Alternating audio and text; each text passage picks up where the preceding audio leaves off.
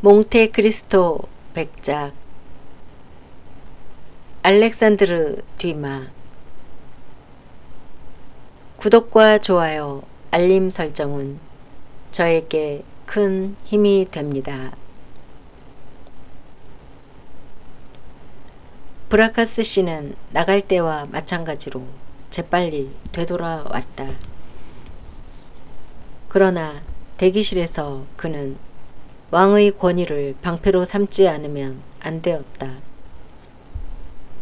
빌포르의 먼지투성이의 옷, 궁정의 복장에 전혀 따르지 않은 그의 복장은 의전관인 브레제시의 감정을 자극하여 그는 이 청년이 이런 복장으로 왕 앞에 나서려는데 깜짝 놀란 것이다.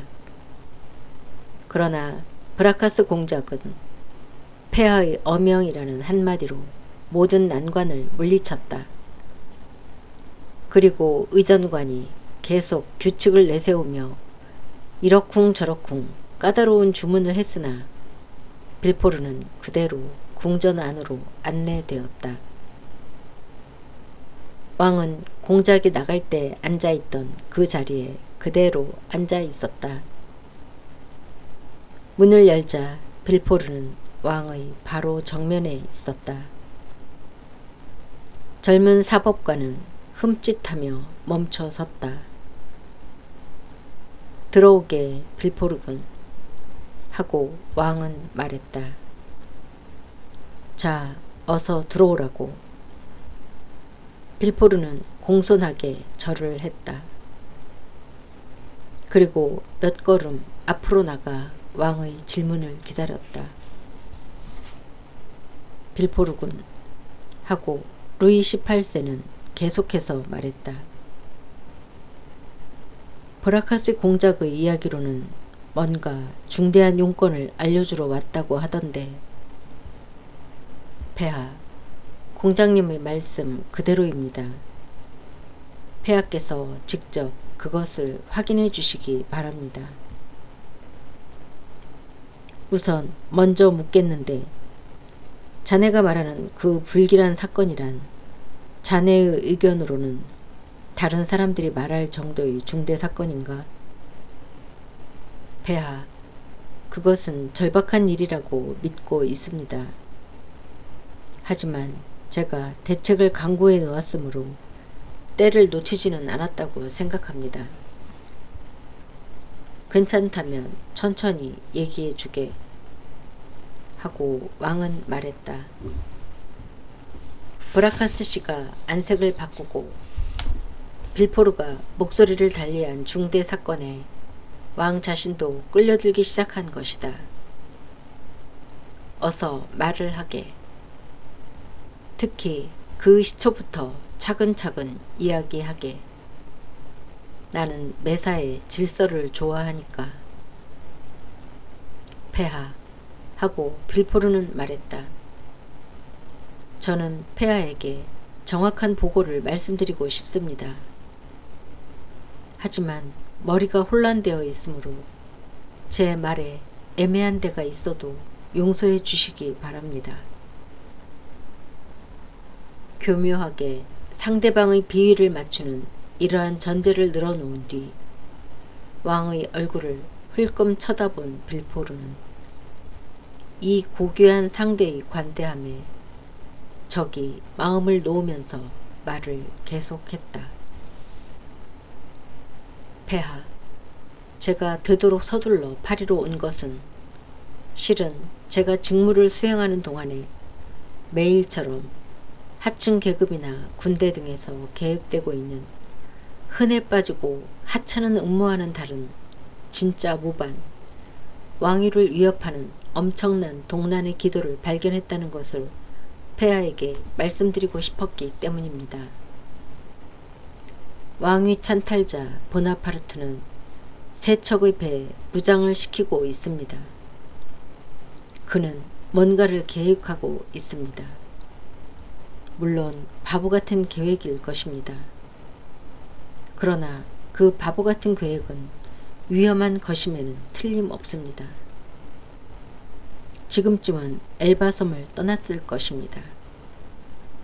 그리고 어디로 향할 것인지 저는 모릅니다.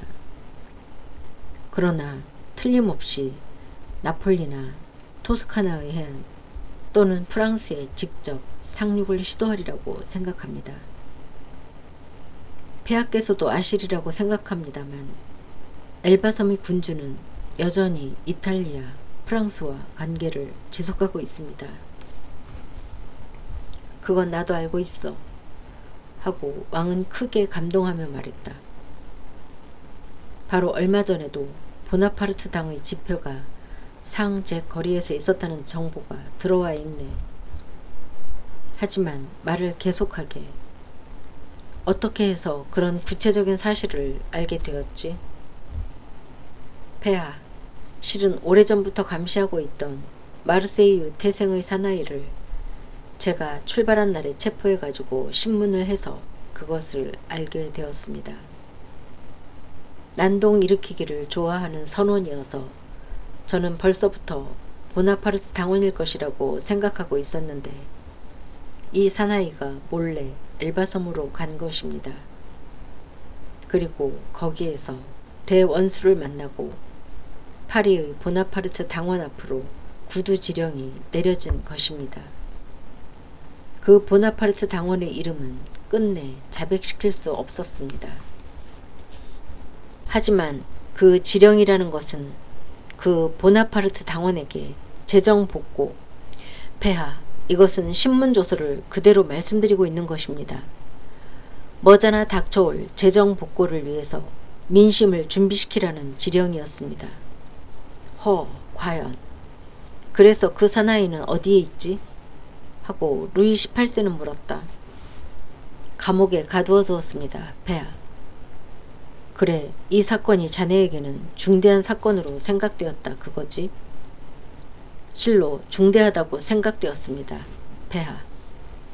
그래서 실은 가정 내의 경사 중에 제 약혼 필요애니 한창일 때 이 사건이 돌발했는데 약혼자도 친구도 모두 버려두고 모든 것을 훗날로 미루고 저를 엄습한 이 걱정거리와 제 충성의 표시를 폐하에게 직접 말씀드리려고 이렇게 찾아뵈었습니다.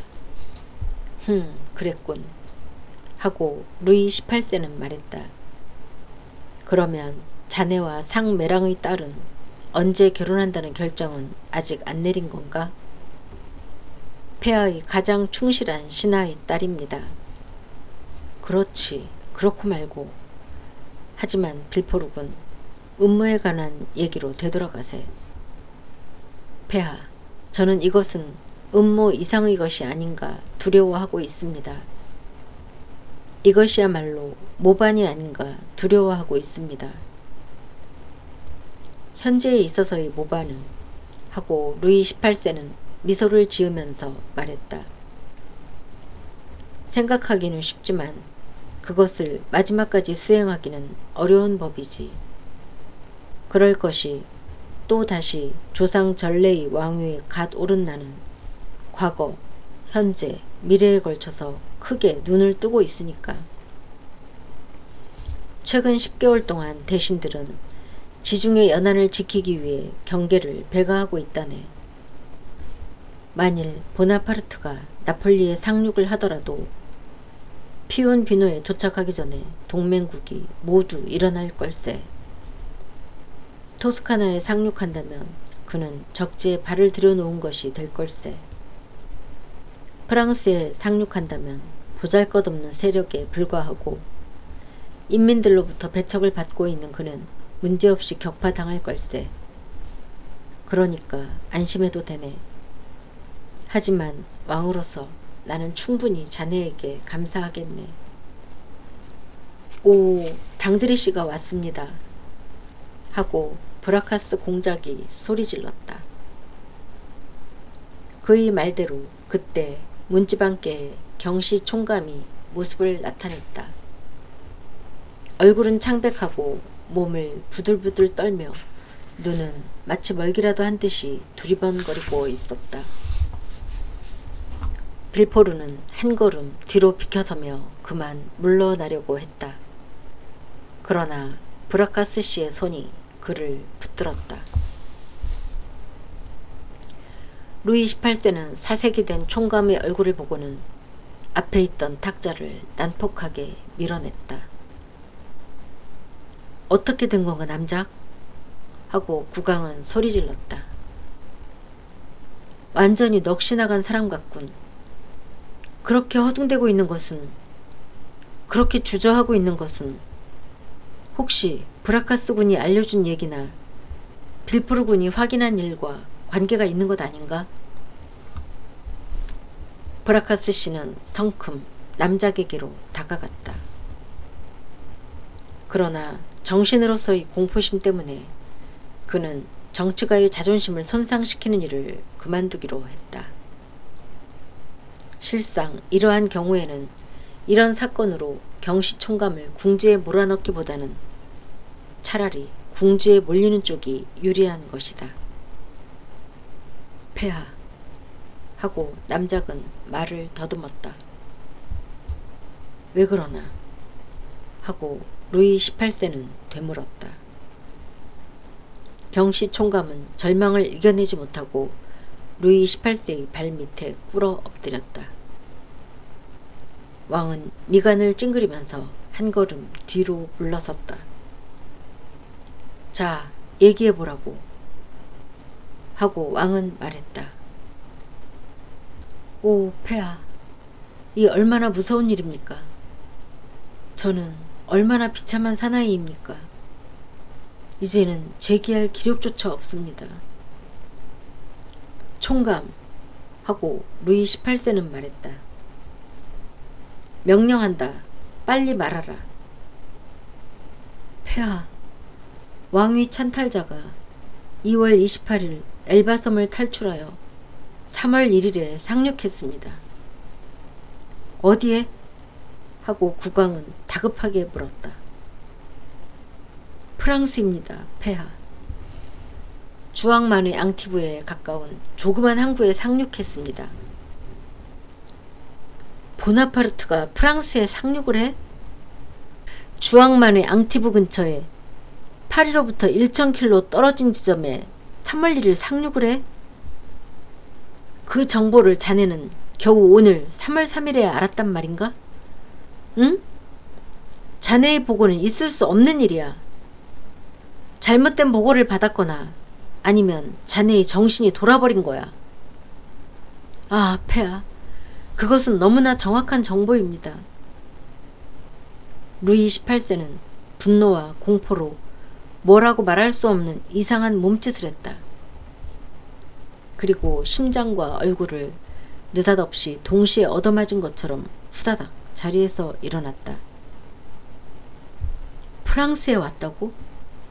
하고 국왕은 고함질렀다. 왕위 찬탈자가 프랑스에 왔다고? 그렇다면 그 사나이를 감시하고 있지 않았단 말인가? 아니면 그 사나이와 기맥을 통하고 있었단 말인가? 오, 폐하. 하고 브라카스 공작이 소리질렀다. 당드레시 같은 분을 배신자라고 부를 수는 없습니다, 폐하. 우리는 모두가 장님이었습니다. 그리고 경시 총감도 우리와 마찬가지로 장님이었던 것입니다. 단지 그것뿐입니다. 하지만 하고 빌포르가 말했다. 그러나 곧 하려던 말을 그만두었다. 오, 용서하십시오, 폐하. 하고 그는 공손하게 절을 하고 나서 말했다. 그만 열중해가지고 폐하 용서해 주시기 바랍니다. 얘기하게, 대담하게 얘기하게. 하고 루이 18세는 말했다. 이러한 불행을 예고해 준 것은 자네뿐일세. 어떻게 해야 좋을지 자네의 지혜를 빌려주게. 폐하. 하고 빌포르는 말했다. 보나파르트는 남프랑스에서는 몹시 배척받고 있습니다. 그래서 그가 만일 남프랑스에 침입하면 그에게 대항해서 프로방스 지방과 랑독 지방을 벌기시키는 일은 결코 어려운 일이 아닐 것입니다. 그것은 맞는 말입니다. 하고 경시 총감이 말했다. 그러나 그는 갭과 시스토롱을 거쳐서 진격해오고 있습니다. 진격해오고 있다고? 하고 루이 18세는 말했다. 그렇다면 그는 파리를 향해서 쳐들어오고 있단 말인가? 경시 총감은 입을 다물었다. 이것은 그것을 사실로 인정하고 있다는 얘기였다. 그래, 도피네 지방은 어떤가? 하고 국왕은 빌포르에게 물었다. 그곳도 프로방스 지방과 마찬가지로 궐기시킬 수 있는가? 폐하, 유감이지만 가슴 아픈 사실을 말씀드리지 않을 수 없습니다. 도피네 지방 사람의 마음은 프로방스 지방이나 랑독 지방 사람의 그것과는 같지가 않습니다. 그 산골 지방 사람들은 보나파르트 당입니다, 폐하. 그래, 그놈은 그것을 알고 있었던 거야. 그런데 군대는 어느 정도지? 폐하, 그것은 모릅니다. 하고 총감은 말했다. 뭐라고? 모른다고? 자네는 이런 상황을 조사하는 것이 자네의 임무라는 것을 잊었나? 하긴 그건 별로 중요한 일이 아니었을 테니까. 하고 국왕은 상대방을 궁지에 몰아넣는 짓궂은 미소를 띠고 덧붙였다. 폐하, 아무리 해도 조사할 방법이 없었습니다. 급송된 공문에는 다만 그가 상륙했다는 것과 어느 길을 택했는가 하는 것밖에는 적혀있지 않았습니다. 하지만 그 공문은 어떻게 해서 자네에게 도착했지? 총감은 고개를 떨구었다. 그리고 이마가 새빨개졌다. 전신기에 의해서입니다, 폐하. 하고 그는 더듬거리면서 말했다. 루이 18세는 한 걸음 앞으로 내디뎠다. 그리고는 나폴레옹처럼 팔짱을 꼈다. 그래. 하고 국왕은 분노로 얼굴이 새파래지면서 말했다. 7개국의 연합군이 그 사나이를 쓰러뜨렸어. 하늘의 기적에 의해 나는 25년 동안의 유랑 생활 끝에 다시 조상의 왕좌에 앉을 수 있었어. 그 25년 동안에 나는 내게 약속된 이 프랑스의 인민이나 사물을 연구하고 조사하고 분석했어. 그런데 이제 겨우 내 희망이 이루어졌을 때 내가 수중에 쥐고 있던 힘이 파열돼서 나를 때려부수려 하고 있는 거야. 폐하, 운이 나쁘신 겁니다. 하고 총감이 중얼거렸다. 이러한 타격은 운명에 비하면 아무것도 아니지만 한 인간을 짓부수기에는 충분하다는 것을 그는 깨달았다.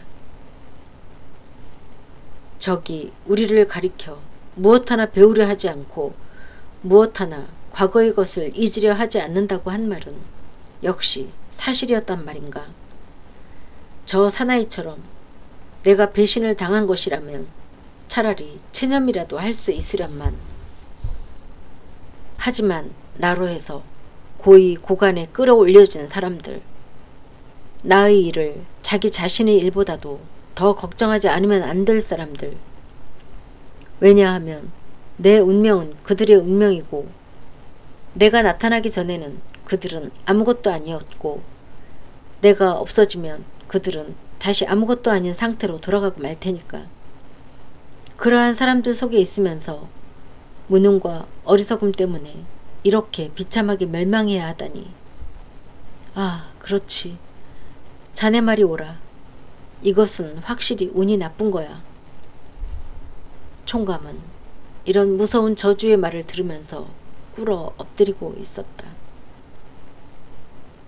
브라카스 씨는 이마에 내솟는 땀을 닦고 있었다. 빌포르는 마음속으로 회심의 미소를 짓고 있었다. 왜냐하면 자기의 중요성이 훨씬 더 커졌다는 것을 느끼고 있었기 때문이다. 떨어지고 마라. 하고 루이 18세는 왕정의 발밑에 펼쳐진 구렁의 깊이를 한눈으로 간파하고 말을 계속했다. 떨어지고 마라. 그리고 굴러 떨어지는 것을 전보로 통보받아?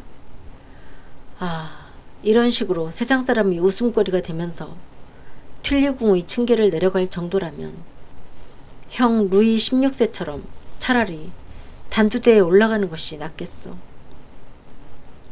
세상 사람이 웃음거리가 된다.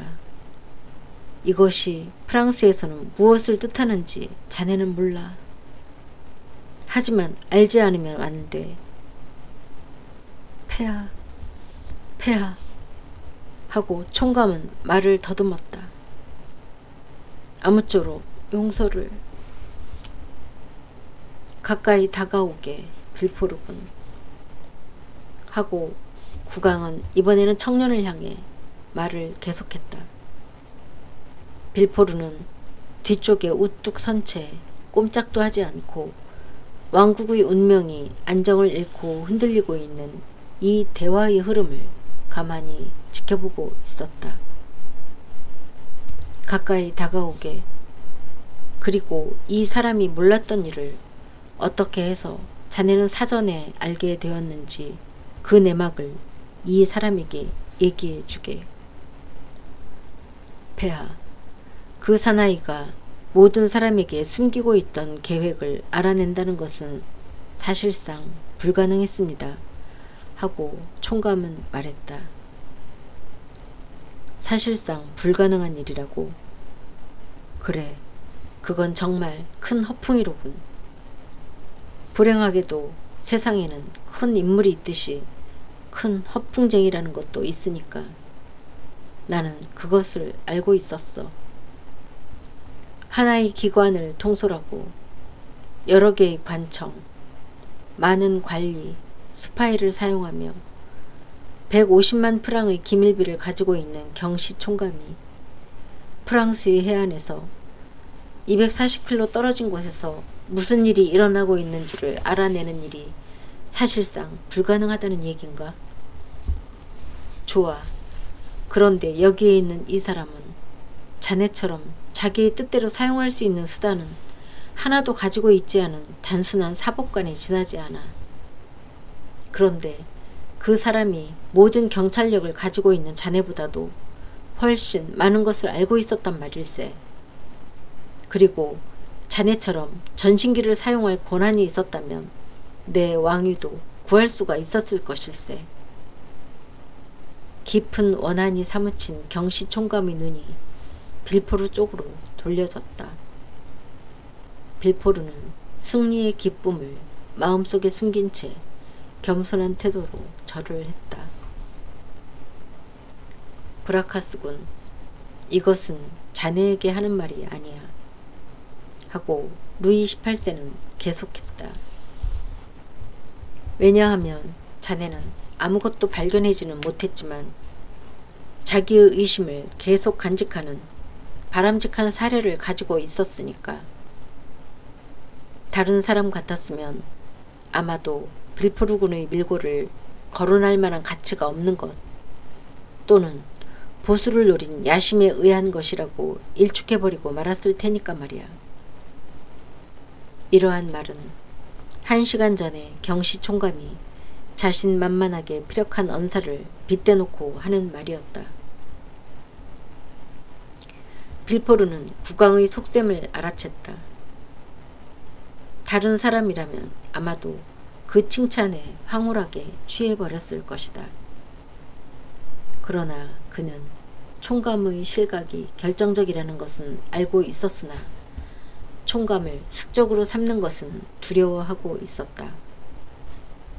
실상 총감은 충분한 경찰력을 가지고 있으면서 나폴레옹의 비밀을 알아낼 수는 없었으나 단말마적인 몸부림으로 빌포르의 비밀을 탐지해낼 수 있을지도 모르는 일이었다.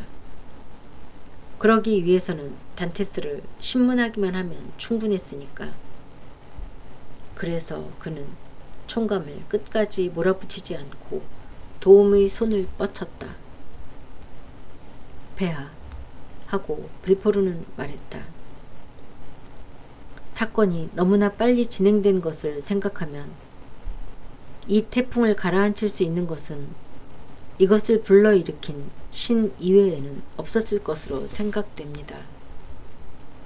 폐하가 저희 깊은 통찰력을 결과라고 생각하시는 것은 단지 우연의 결과에 지나지 않습니다. 저는 그 우연을 충실한 신하로서 이용한 단지 그것뿐입니다. 폐하. 아무쪼록 저를 실제의 가치 이상으로 생각하지 말아 주십시오. 나중에 가서 역시 처음에 생각했던 정도의 사나이에 지나지 않았군 하고 생각하시게 될 테니까요. 경시 총감은 눈으로 웅변적으로 말하면서 청년에게 감사했다. 빌포르는 자기의 계획이 성공했음을 알았다. 즉 그는 국왕의 감사하는 마음을 조금도 잃지 않고 한편으로는 일단 유사시에 기댈 수 있는 친구를 한 사람 만든 것이다. 좋아, 알았어 하고 왕은 말했다. 그리고는 브라카스 씨와 경시 총감 쪽으로 돌아 앉으면서 계속했다. 이제 당신들에게 용권은 없소. 물러가도 좋아요. 이제부터의 일은 육군 대신에 관할 사항이요. 다행스럽게도 폐하 하고 브라카스 씨가 말했다. 군대는 믿을 수가 있습니다. 폐하께서도 아시다시피 모든 보고는 우리 군대가 정부에 충성스럽다는 것을 알려주고 있습니다. 이제 보고 얘기는 그만두게 공작. 방금 보고라는 것이 얼마만큼 신뢰할 수 있는 것인가를 뼈저리게 느낀 참이니까. 참 그렇군. 보고라니까 생각이 나는데 남작. 상잭 거리의 사건에 대해서 뭔가 새로운 얘기를 들은 것 없소? 상잭 거리의 사건 하고 빌포르는 저도 모르게 소리를 지르지 않을 수 없었다. 그러나 그는 곧 말을 삼켜버렸다. 용서해 주시기 바랍니다, 폐하 하고 그는 말했다. 폐하의 무사하심을 마음으로 빌고 있기 때문에, 물론 폐하에 대한 존경심을 잊어버려서가 아니라 이 존경의 마음은 가슴에 깊이 새겨져 있습니다. 그만 저도 모르게 예의 범절을 잊어버리게 됐습니다. 자기 생각을 말해보게, 서슴지 말고 하고 루이 18세는 말했다. 자네는 오늘 질문을 할 수 있는 권리를 획득했다네. 폐하 하고 총감이 말했다. 실은 오늘 그 상잭 거리 사건에 대해서 새로운 정보를 가지고 왔습니다만 폐하의 관심은 주왕만의 무서운 사변 쪽으로 기울고 계십니다. 지금은 그 정보가 이미 폐하에게 있어서 아무런 흥미도 없으시리라고 생각합니다만, 아니 그렇지가 않아. 결코 그렇지가 않아 하고 루이 18세는 말했다. 나에게는 이 사건이 지금 우리의 머리를 괴롭히고 있는 사건과 직접적인 관계가 있을 것으로 생각되네. 그리고 케넬 장군의 죽음은 아마도 국내의 큰 음모를 백일하에 드러내 줄 걸세. 케넬 장군이라는 이름을 듣고 빌포르는 부르르 몸을 떨었다. 정말 그러합니다 하고 총감은 대답했다. 여러 가지 상황을 종합해보면 장군의 죽음은 처음 생각했던 것 같은 자살이 아니라 아무래도 암살인 것 같습니다. 케넬 장군이 자취를 감춘 것은 아무래도 보나파르트 클럽에서 나왔을 때인 것 같습니다. 그날 아침 누군가가 장군을 찾아와서 상잭 거리에서 만나기로 약속을 했습니다. 유감스럽게도 그 낯선 사나이가 방에 들어왔을 때 장군의 머리를 손질하고 있던 하인은 상잭 거리라는 것은 확실히 들었지만 번지는 기억하고 있지 못합니다. 총감이 이러한 정보를 루이 18세에게 보고함에 따라 그의 입가에 온 신경을 쏟고 있던 빌포르의 얼굴은 빨개졌다가 다시 새파래졌다. 국왕은 빌포르 쪽으로 다시 고개를 돌렸다. 자네의 의견도 내 의견과 마찬가지가 아닌가, 빌포르군?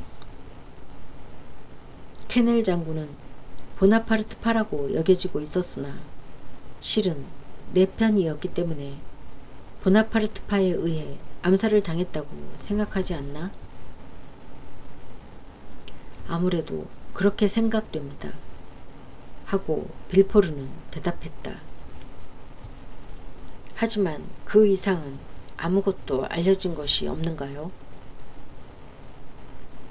만나기로 약속한 사나이에 대해서는 단서가 있습니다. 단서가요? 하고 빌포르는 되풀이했다. 그렇습니다. 하인이 그 사나이의 특징을 말해주고 있습니다.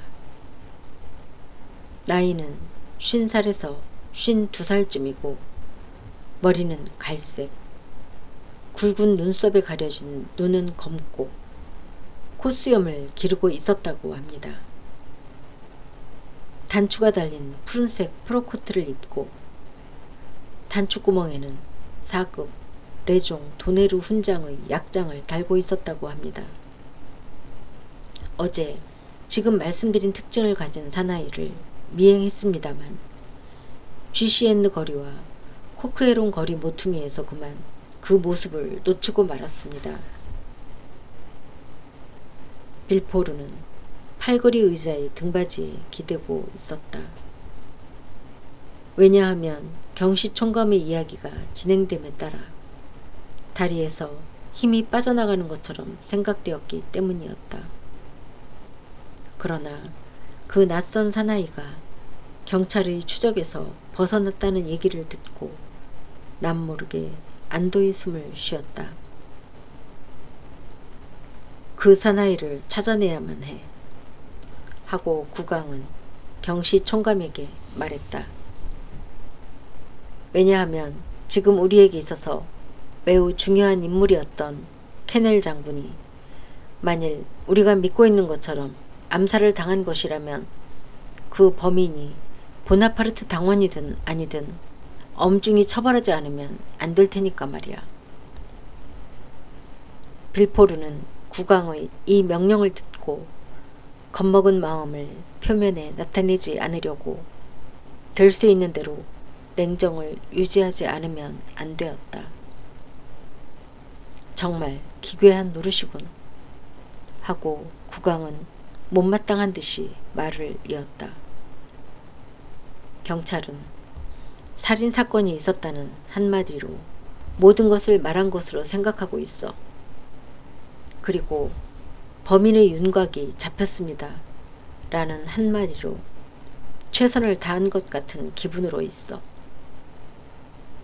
폐하, 적어도 이 사건에 대해서만은 만족하실 수 있도록 최선을 다하겠습니다. 좋아요. 결과를 보도록 하지, 남작. 더 이상 당신을 붙들어두지 않겠소. 빌포르군, 긴 여행으로 무척 지쳤을 때지. 가서 쉬도록 하게. 아버지한테 가서 묵을 건가? 빌포르는 저도 모르게 눈앞이 아찔했다. 아닙니다, 폐하. 저는 투르논 거리의 마드리드 호텔에 묵을 겁니다. 하지만 아버지는 만나보았을 테지? 폐하, 저는 맨 먼저 브라카스 공장님을 뵈었습니다. 하지만 적어도 이제부터라도 만날 테지?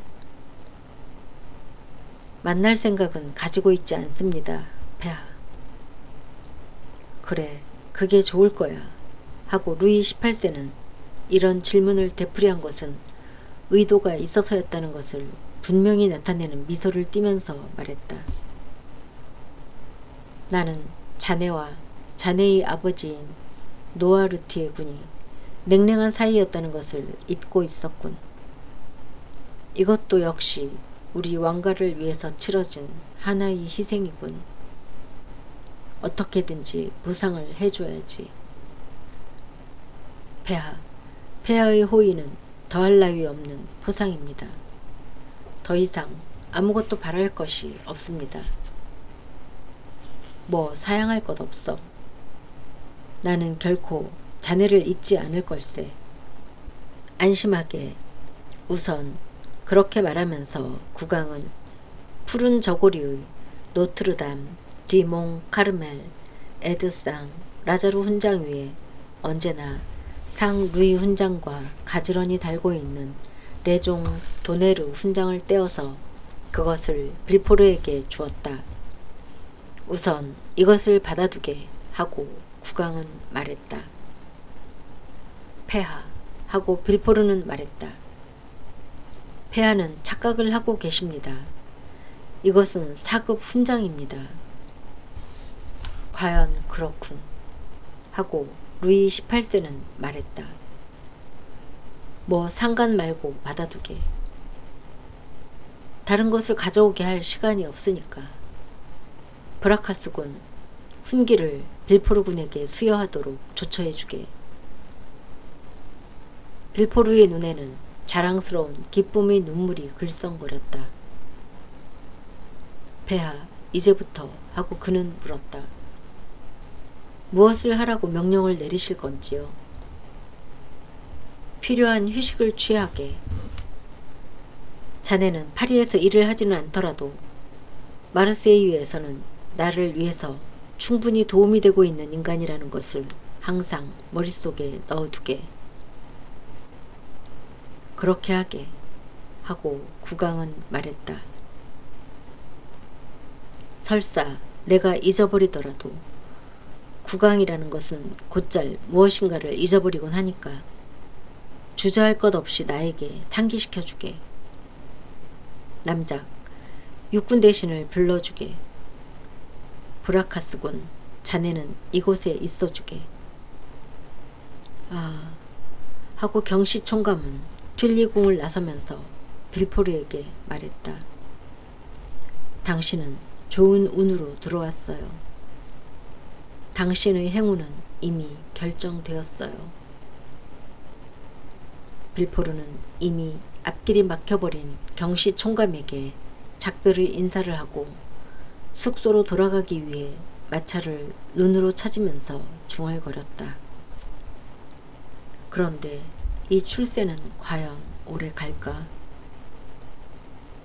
한 대의 마차가 강가를 지나가고 있었다.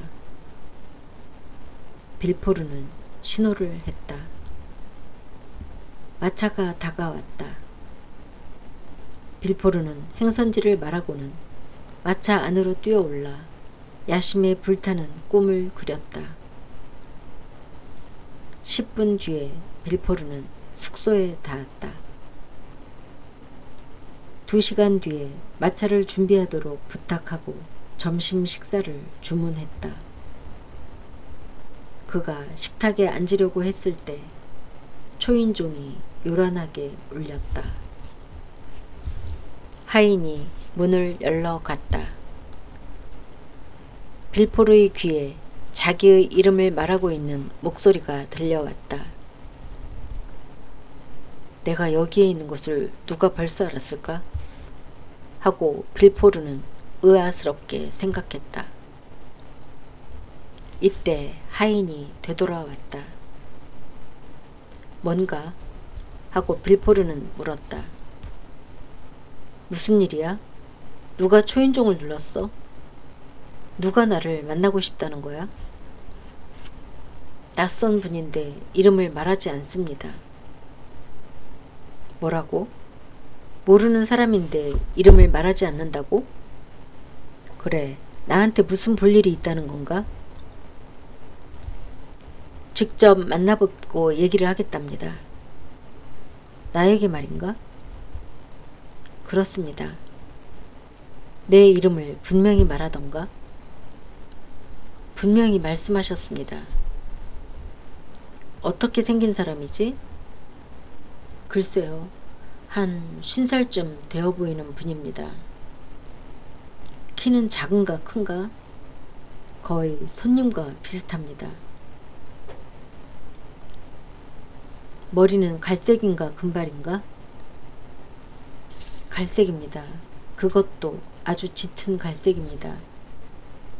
머리도 눈도 눈썹도 윤기가 있습니다. 그래, 옷은? 하고 빌포르는 성급하게 물었다. 어떤 복장을 하고 있지?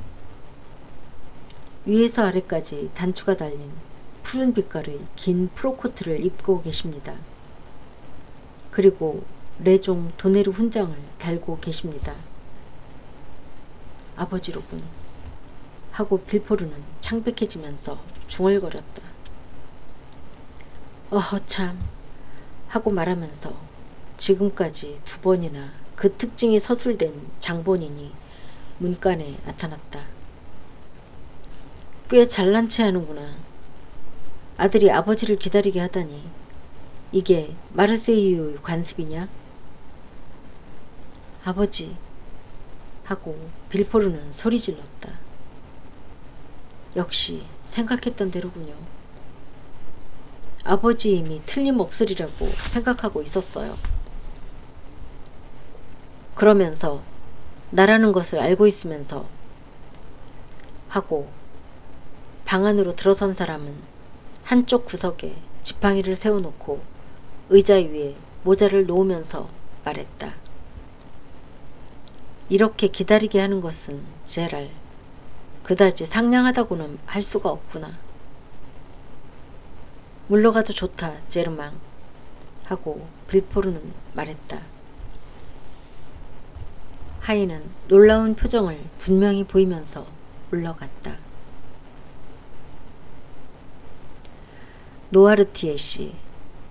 실제로 들어온 것은 틀림없는 노아르티에 씨였다.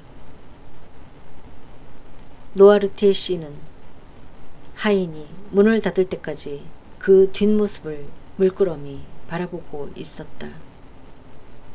그리고 대기실에서 엿듣고 있지는 않을까 생각했는지 하인이 닫은 문을 다시 한번 열어보았다. 그러한 조심성은 무리가 아니었다. 제르망이 황급히 나갔다는 것은 그도 역시 우리의 조상을 타락시킨 저 과오의 소유주임을 증명하고 있었다. 노아르티에 씨는 자기 자신이 직접 대기실 문을 닫으러 갔고 돌아와서는 침실의 문을 닫고 빗장을 질렀다. 그리고는 빌포르 옆에 와서 손을 내밀었다. 빌포르는 그러한 모든 동작을 놀라는 표정으로 뒤쫓고 있었는데 아직도 그 놀라움은 가시지 않고 있었다. 왜 그러냐, 제랄? 하고 노아르티에 씨는 뭐라고 형용해야 좋을지 모를 미소를 띠고 빌포르를 물끄러미 바라보면서 말했다. 나를 만나고도 별로 반가운 것 같지가 않구나. 아니에요, 아버지. 하고 빌포르는 말했다. 반가워요. 다만 아버지가 찾아오시리라고는 전혀 예기치 못했었기 때문에 조금 멍해 있는 참이에요. 하지만 하고 노아르티에 씨는 자리에 앉으면서 말했다. 나도 똑같은 말을 할 수 있을 것 같구나. 대체 어떻게 된 일이냐? 너는 약혼 피로연을 2월 28일 마르세유에서 한다고 했었잖니? 그런데 3월 3일에 파리에 와 있다니. 제가 이곳에 온 것에 대해서 하고 빌포르는 노아르티에 씨 옆으로 다가가서 말했다. 그렇게 역정을 내지 마세요. 제가 온 것은 실은 아버지를 위해서예요. 그리고 제가 이렇게 왔으니까 아마 아버지는 구제될 거예요. 그래? 하고 노아르티에 씨는 앉아있던 팔걸이 의자에 느긋하게 몸을 눕히면서 말했다. 그러냐? 그럼 그 얘기를 좀 들려다오. 꽤 재미있을 것 같구나. 아버지, 상제거리 어딘가에 있는 보나파르트 당의 클럽에 대한 소문을 들은 적이 있죠? 아마 54번지였지? 알고 있어. 내가 바로 부회장이니까. 아버지가 태어나게 계신 걸 보니까 저는 몸소리가 쳐집니다. 대체 어떻게 됐다는 거냐? 나는 산악당에 쫓겨서 건초더미를 실은 마차로 파리를 탈출. 보르도 근처의 황야에서 로베스피에르의 스파이들에게 추적을 당한 사람이다. 어떤 일에도 태어날 수 있어. 자, 얘기를 계속해라. 그래, 그 상제거리 클럽에서 무슨 일이 있었다는 거냐? 클럽에 커넬 장군이 불려왔어요. 그리고 밤 9시에 자택에서 나온 장군이 다음 날 센강에서 시체로 발견되었어요. 너는 그 얘기를 누구에게서 들었니? 국왕에게서 직접이요. 그래, 그럼 너에게서 그것을 들은 보답으로 하고 노아르티에 씨는 계속했다. 한 가지 뉴스를 너에게 알려주지. 아버지가 말씀하시려는 것은 제가 이미 알고 있는 일이라고 생각하는데요. 뭐라고? 황제 폐하가 상륙하신 것을 너는 이미 알고 있다는 거냐? 쉿, 아버지 부탁이에요. 목소리를 낮춰주세요. 그것은 우선은 아버지를 위해서이고 다음에는 저를 위해서예요. 그래요. 저는 이 뉴스를 알고 있었어요. 그것도 아버지보다도 빨리요.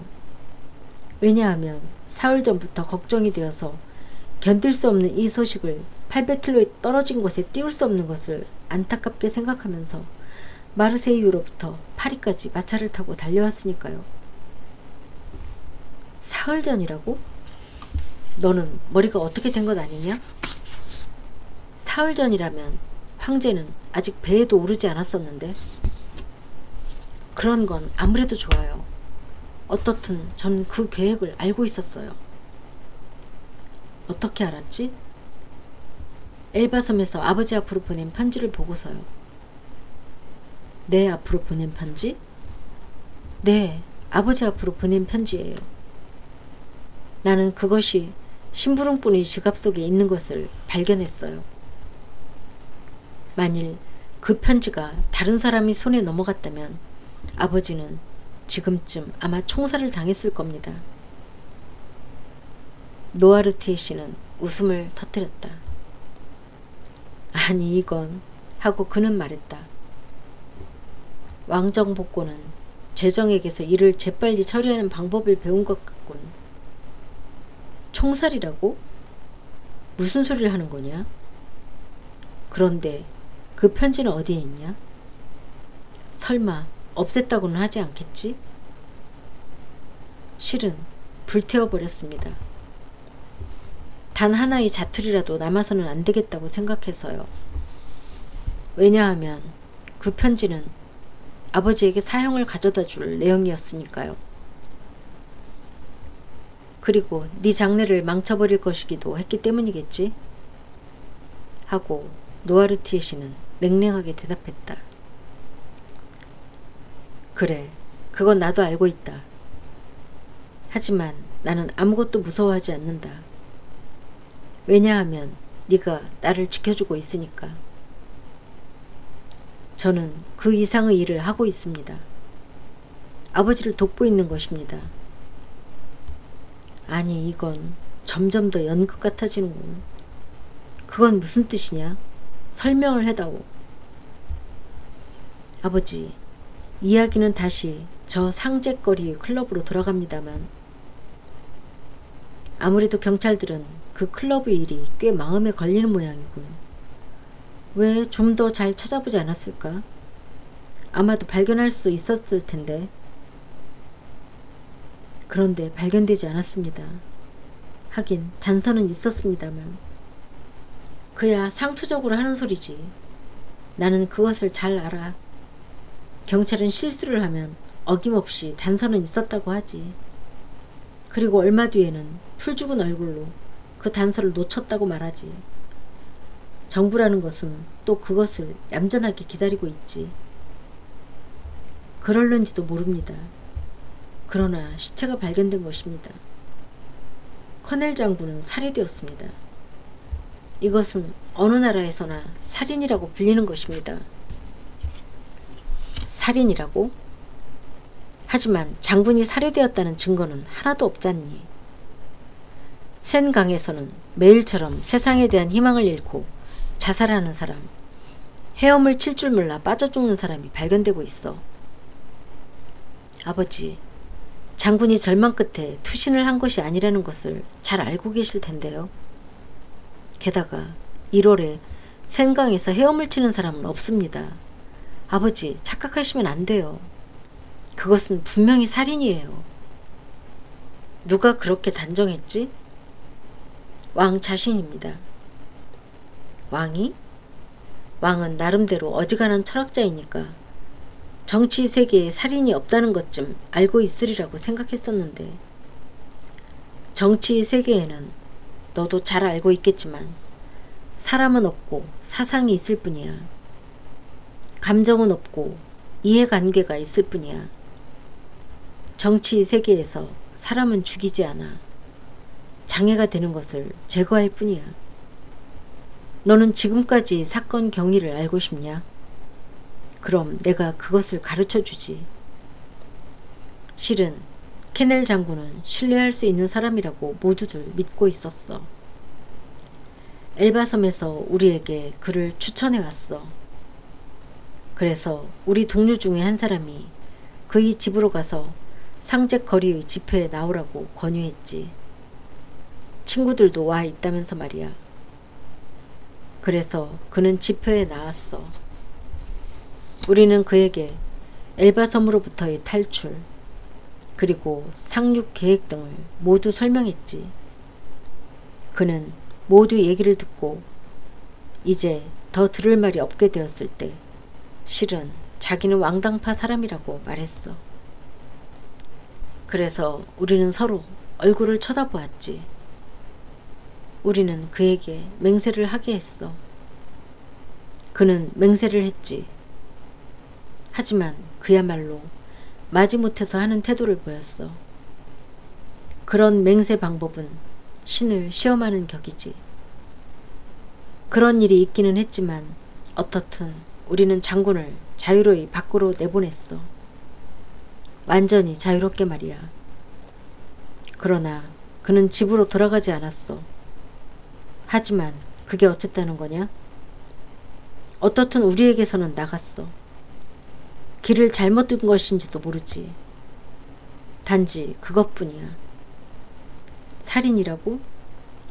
빌포르, 적어도 검사들이라는 네가 증거도 될 수 없는 그런 사실의 기초에서 범죄를 날조한다는 것은 정말 놀라운 일이로구나. 지금까지 네가 왕당파 사람으로서의 직책을 다하며 우리 동료의 목을 베었을 때, 아들아, 너는 살인을 한 것이다 라고 단 한 번이라도 내가 말한 적이 있는 줄 아니? 그러기는커녕 나는 오히려 이렇게 말했단다. 제법인걸? 멋진 승리야. 하지만 곧 복수할 테다 라고 말이야. 다음 편에 계속됩니다.